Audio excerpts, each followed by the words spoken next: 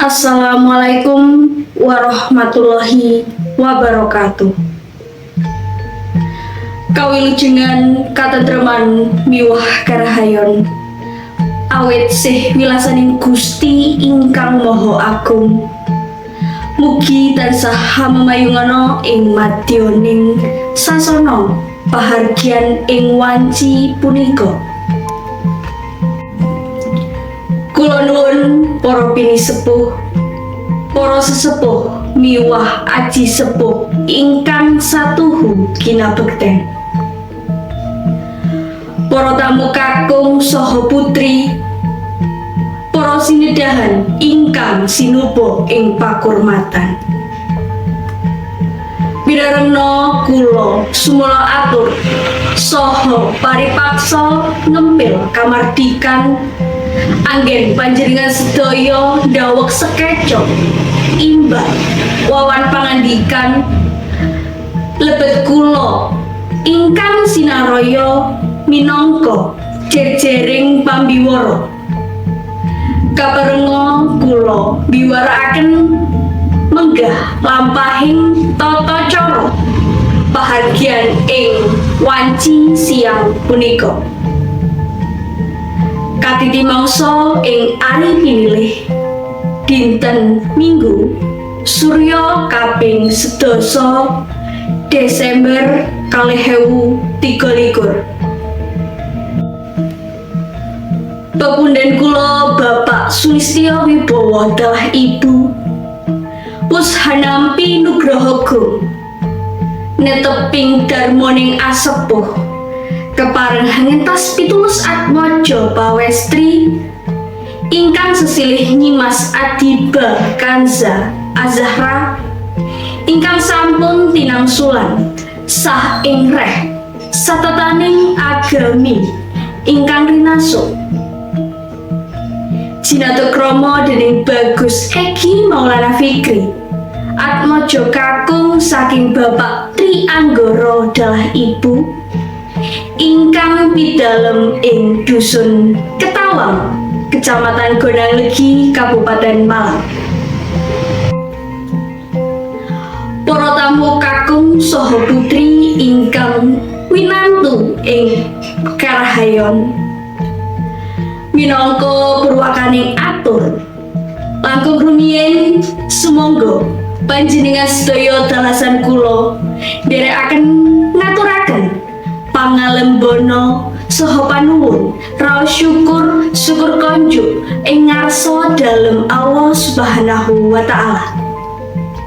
Karana agung rahmat sarta barokahipun ingkang sampun rumetah dumateng panjenengan sedaya dalasan kula satemah ing wanci ari punika saged kempal manunggal ing sasana pahargyan kanthi wilujeng datan pambet niskala nir ing sambikala.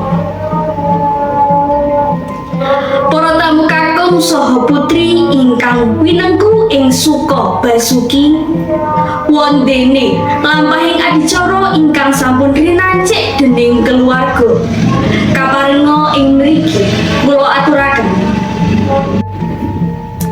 sepisan denggih pambukaning atur ngancik adicara salajengipun nenggih miyosing penganten putri saking Panti Busana kakanthi lenggah ing sasana rinengga bidaling paraga kang piniji mapak penganten kakung sapanggombyong lumarap ing sasana pahargyan kalajengaken serah panampi panggihing penganten ingkang lajeng binoyong lenggah jejer sumanding ing sasana grobongan winangun. Sesapuning penganten sarimit lenggah jejer sumanding ing sasana kursi rinengga sarwi tinengan dening Rama miwah Ibu tumuli kinayatan tata cara krobongan nenggih timbang pangkon tanem jero kacar kucur tuwin dahar klima Dungkap Titilaksono adicara salajengipun nenggih mangayu bagya rawuhipun kadang besan dening ingkang hamengkugati ing sasana wiwaha temanten kalajengaken upacara pangabekten utawi sungkeman.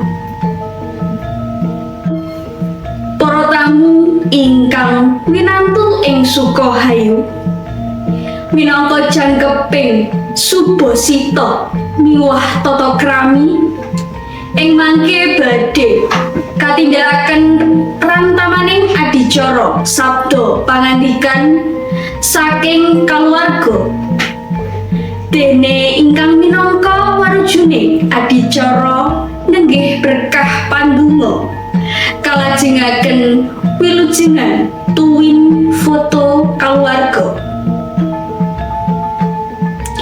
Wondene minangka pratandha purnaning gati ing mangke sasampuna penganten sarimbit saha ingkang sami hamangun bebesanan jumeneng ing wiwaraning bale winangun saperlu nguntapaken jengkar konduripun para tamu. Mekaten para tamu urut reroncening tata cara pahargyan prasaja ing ari kalenggahan menika salajengipun mugi wontena keparengipun nglajengaken lelenggahan kanthi suka mardikaning raos ngantos dumugi purnaning gati. Mugi rahayu ingkang sami pinanggih winantu ing suka rena. Nuwun matur nuwun. Wassalamualaikum warahmatullahi wabarakatuh.